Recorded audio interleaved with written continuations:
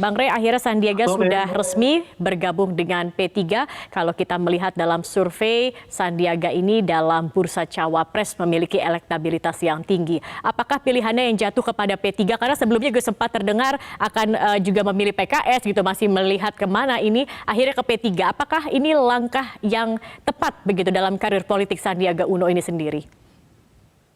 Kalau konteksnya kepada Sandiaga sih menurut saya tidak ya. Beliau ini rasanya seperti terlalu terburu-buru setelah menyatakan cerai dengan Partai Gerindra ya. Langsung masuk ke P3. Image yang terbangun di tengah masyarakat itu kesannya adalah sering lompat-lompat itu. Lompat ke sana, lompat ke sini, melabuh ke sana, melabuh ke sini gitu.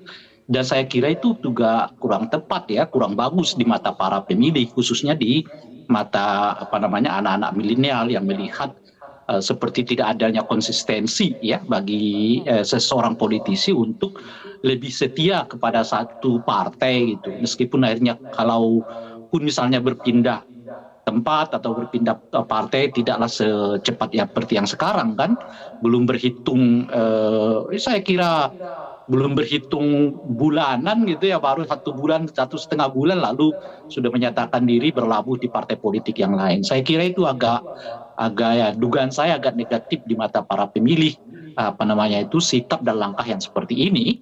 Oleh karena itu saya kira kalau target Pak Sandiaga 2024 ya saya kira itu kurang tepat gitu.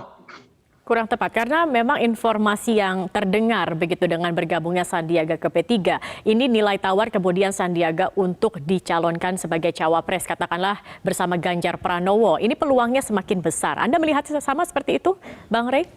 Iya, kalau konteksnya dari P3 mungkin ya, P3 akan menominasikannya bahkan mungkin nomor 1 dari sekian banyak calon presiden atau calon wakil presiden yang bakal diusung oleh P3. Itu bisa saja. Tapi itu kan begitu masuk ke dalam koalisi, belum tentu nama Sandiaga juga akan melejit. Itu yang pertama, karena banyak pertimbangan ya. Pertimbangan pertama tentu karena banyak kader yang lain yang ingin masuk ya. Yang kedua adalah itu tadi apakah akan menopang katakanlah elektabilitas Ganjar atau tidak gitu.